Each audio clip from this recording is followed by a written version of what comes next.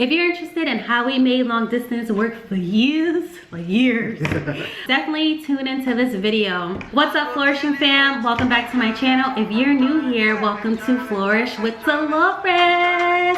On my channel, I teach you how to embrace your journey and remember that flourishing is about progress and not perfection, honey. I'm Delores and this is my husband, Charles. And we've been dating for 9 years. It'll be 9 years in like 2 weeks. And well, we had been dating, or I don't even know how you say that once you're married. But we've been together for 9 years, and we were long distance for 6.5 out of those 9 years. Yes. And we've been married for 6 months. So we are going to be sharing how you can make it work if you are in a long distance relationship, or if you just want to know our story. We are going to be sharing 5 tips on how to make it work, because clearly we have a lot of experience.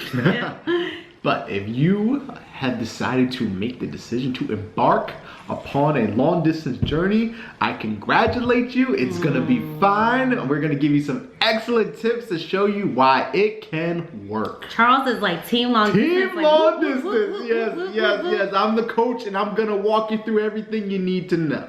I'm here to support you. I don't advocate for it, but it can work. Yes. We made it work. Yes. We got married and we are together to this day, and you ain't going nowhere. So, but the first tip is communication. Communication is just so important in long distance because that's all you have, right? Yep, that's it.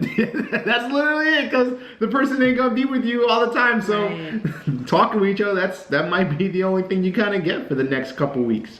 But don't feel down about that, because it's a beautiful thing. I feel like because all we had was communication, it really helped strengthen our relationship. And now that we're married, we know how to work things out. We know how to have conversations. Whereas I think when you're not in a long distance relationship, a lot of times you get used to, when you see each other, kind of hooking up, or just more so in the physical realm of your relationship, rather than really taking the time to have long conversations, because you're just like, oh, we're together every day, and you don't realize that you're not.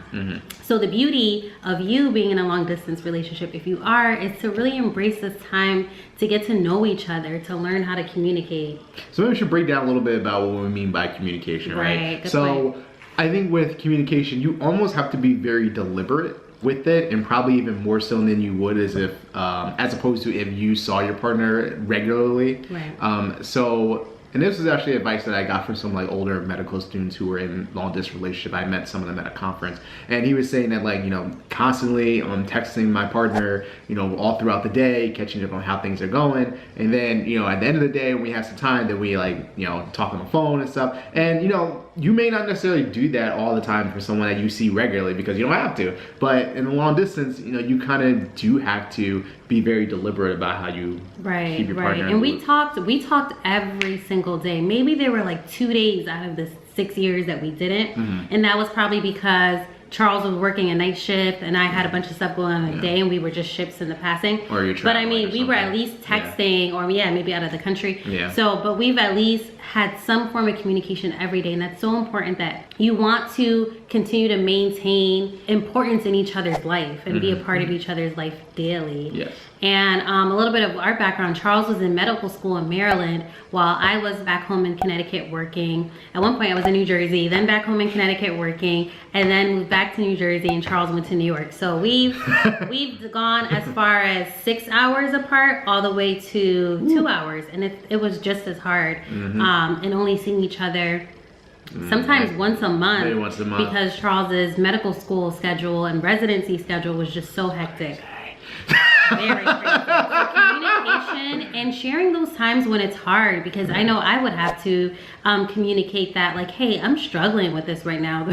Team long distance is not fun right now. So how do we make this better? And these are my needs. How do we make it work? So it's important with communication. Yes, and I will say that, like, I don't know if we're gonna go really into the pros and cons, but like, I think one of the biggest pros, at least for my career and where I was, that long distance work, was because with medical school, like, obviously you're studying and stuff for a very long time. You're going to residency, you're in the hospital for a long time. So I think for someone who's used to or expecting to see you like regularly, that can be kind of a hard pill to swallow. It's like, wait a minute, why can't you be here like every other day? But for someone's long distance and you can't, that allowed me time to, okay, I'm gonna focus solely on my school and stuff. But when it's time for us to be together, I can put that to the side and only focus on being with Delores. And that does help because throughout our long distance time, I finished undergrad. Because my senior year of college, that's when we started all our long distance season of our relationship. And I finished undergrad, I finished my master's and my doctorate during our time long distance. And I definitely do think that did help because I didn't have to worry about, you know, seeing him all the time or incorporating him all the time because we both had our own thing going on. Right. But still have that communication every day. Yes, I agree. All right, and the second tip, kind of going along communication, is to cater to other aspects of intimacy. So intimacy isn't just physical touch. And so one of the ways that I did that, and maybe you can share a way that you did it, was I would send Charles care packages because he was a struggling medical student. I was working. I'm a struggling attending. I'm joking. And I would, you know, get together his favorite treats and go to the post office, put in a cute box, put like a nice note, and I would mail it to him. And I would try to do that maybe like every other month, where he would have a bunch of goodies in there. And I think one, depending on what your love language is, that taps into gifts if the person likes it. But then it's also, especially when it's like a handmade care package, it's also very special. There's another word I want other than special, but I can't think of it. But it's just special it shows to have. thought. It shows that you're thinking of the person, and so it just makes the person feel cared for and loved. And also, as they're opening the care packages, whether it's the snacks or like a game that you got them or whatever, then they're thinking of you and they feel like you're there with them. Yes, I agree. I know. What you do for me? See, you trying to play me. I just want to reminisce. Okay. See, remember when I used to order breakfast for you? Yes. Yeah, you remember that? Yeah, that's a good one. Share that one. Yeah. So, she likes breakfast in bed, right? And obviously, I couldn't be there to cook and do that. So what I would do is, sometimes I wouldn't even tell her. I would just surprise her, and I would just call a local restaurant where she was living, and then she'd hear like ding dong, and she's like, "What the heck? Who's at my door?" And I was like, "Oh my God, I got breakfast! I didn't have to cook." So I think she that's a pro tip right there, especially because when we were dating, Uber and Uber Eats, all of that stuff, I don't even know if they weren't as popular yet. Yeah, I don't even think it existed. I don't even think it existed. But now you got Uber Eats, you got Grubhub, so there's no reason that you can't, you know, send a special meal to your spouse. And depending on your budget, you know, it could be like, hey, here's a pizza, like Domino's, you know. Domino's. And it's just very sweet. And what we would do too is we would, you know, he would order his breakfast or make his breakfast, and then he would order me breakfast, and then we would we FaceTime or FaceTime. There wasn't a Zoom. Was there Zoom? No. We would, no, that's there was another video call that we would use. Skype. Skype. Yeah, I remember Skype. That's crazy. Is Skype still around? Like, I mean, I'm sure. Zoom is just came in. But yeah, we would Skype, and then we would eat our dinner and just feel like we're together, eating breakfast or dinner together. And then at the time too, Skype had games that you can play like virtually together. Yes. And we would do that. That was a good time. But yes, there are different ways to tap into intimacy without it being physical touch. And then look, that created special memories for us without us physically being together. Yes. Oh, you love me. I can tell you. Don't try to play me. Number 3, let's talk about the travel aspect of it. I hated it. Why was I the one usually coming to you? Oh, because you had your own place where I was living at home. Right. Yeah. So, you know what's funny is that, like, I always thought that, like, if the whole medicine thing really didn't work out, I could definitely have a career as a travel agent, because, like, I could find so many cheap ways, because look at it this way, like, you know, we were in college and grad school, right? So we didn't have money to be, you know, flying back every like 2 weeks. Like, that just wasn't happening. So we had to find different cheap ways, affordable ways to be able to see each other. So we did a bus, a train, train. Did we do a boat? We did go on a date that had a boat, but basically I've been on everything. The plane was probably the best from Connecticut to Baltimore. But we didn't discover it till like way too late. Your last year. Honestly, we can do a whole video on travel. Yeah. So let us know. We know like really great tips, really great ways to get discounts. And it took us really till his last year in Maryland for us to like really have a better handle on it. But I've had like miserable travel experiences in the beginning. Sure. my favorite. There's so many. You can tell the snow one or the multiple bus ones. Oh god. Oh, maybe I should tell the. I'm traumatized. Maybe we'll just fit both. I don't know. Let's see. All right, so like I said, we took buses and trains, right? So initially, when I was in Maryland and when she was in Connecticut, the first time she was gonna travel from that distance, we did bus. So, if you know a lot of the buses run on the East Coast, right? There's no direct bus from Connecticut all the way down to Maryland. So you have to kind of use two separate companies if you're gonna make it work. So Megabus is kind of big around Connecticut. So Megabus will take you from Connecticut to New York City. And then from there, you can take Bolt Bus, which is another company you can use. So she was gonna go from Megabus to Bolt Bus to all the way to Maryland. So it was just two miserable. separate buses. And imagine, this is New York City, so there wasn't a specific Megabus station. Right. So it was just on a random curbside, street in New York City that I had to find, then get off one, and then take my luggage and try to find the next random street that the Bolt Bus was on. That was miserable. Yes. But it did help us discover, because it was funny, because when she was going back, we actually missed the bus in Maryland. That just throws off the whole schedule.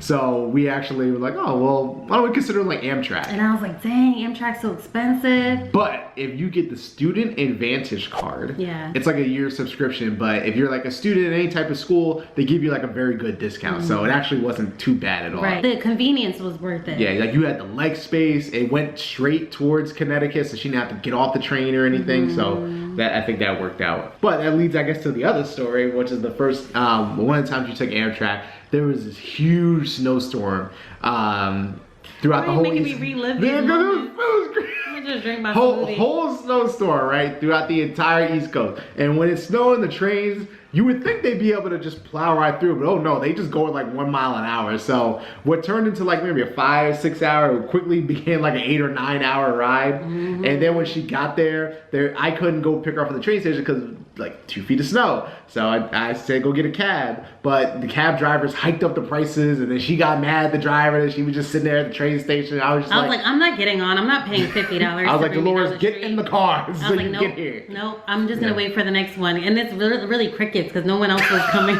So she turned to an icicle. Yeah, pretty much. But we can literally do a whole video and go on and on about different ways to travel. But definitely finding creative ways to travel and see each other where you can save money. And plan in advance as much as possible your travel, because the earlier you can start planning it, the more you'll save money. All right, tip number 4 is to, have some creative date ideas. What are some good ones that you planned? So I think we used to watch a lot of movies together. They didn't have the feature like they used to now, that they have now, I guess, on Netflix, where you can like watch a film and stuff together. So what we have to do is we have to like time it exactly correct. Press play. Yeah, press play now. 1, 2, okay. 3. Wait, no, you did it. You went too soon. Why did you start it? Did you hear me say start? But I like this because these are the things that we remember. Yeah. If you're long distance, you can have some memories. Yes. Yeah, I think our movie dates were probably the dates we had the most, I think. And I think we talked about the, ordering food. Yeah, that was good. Doing Skype. Yeah. And when you get together, make it special. So when you're long distance, there is a time where you'll actually get together. Yeah. So when you get together, really plan out a special day, where you can do things that you don't get to do every day. Right. And I think that's important too. Right. The question, we used to look online for like different like types of questions to ask, and we used to do that. That was always fun. Yes. Yeah. And it just helps you get to know each other more. Right. And these are the things that most likely people who are in non-long distance relationship aren't doing. So you get that advantage. Yeah. To get to know your boo better. So the final tip is to stay prayed up. Stay prayed up, and then also really start thinking about your future and what your future holds together. And I think that gives you hope, Yeah, I think there should be some discussion. Now, I think that like, especially if it's like early on, I think you don't want to put too much pressure on each other. That like, oh, when are we actually going to be, like, it's like, it is a slow process and stuff. And when you think about it, eventually someone's going to have to make the decision to pick up their lives and move and join your life. And that's a big decision. Let me know if you guys want me to do a video on how I picked up my life and moved to Jersey. Anyway. but it shouldn't be a decision made lightly, and it's going to take some time. But I think there should be continuous discussion about when you think that end goal is, because it shouldn't go on indefinitely. Right. I think that's not really fair to either person, Yeah. but there should be some discussion about it. Right. And once we start getting to the 6.5 year mark, I'm like, okay, like, you know, but for us, we knew that his thing was medical school and then residency. And then once he started getting towards the end of residency, we were like, okay, either I have to move or you have to move. And so depending on why you're long distance, where that person is, you want to start having that conversation of when this ends. And I think when you have an idea, even if it's like 5 years down the line, at least there's that hope that like at some point it's coming, you're gonna be together again. Right. And then through your prayers, you know, just stay positive, asking God to give you the strength, because it is hard and there is temptation. Yeah. So asking God to give you the strength, and then also praying together and keeping God at the center of your relationship is just so important. Yes, I agree. Because people will try you. I was like, nope, back up. I'm taking.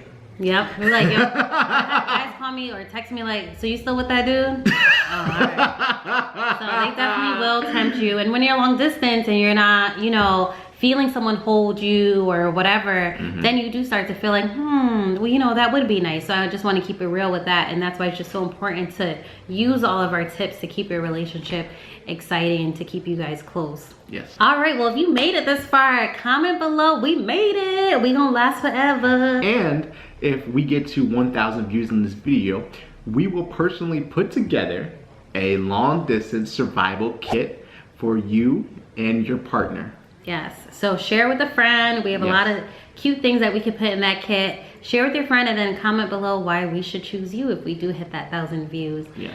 Thank you so much for watching. I hope this was helpful. Definitely subscribe if it was and hit the thumbs up button, and we will see you in the next video. See ya. Peace.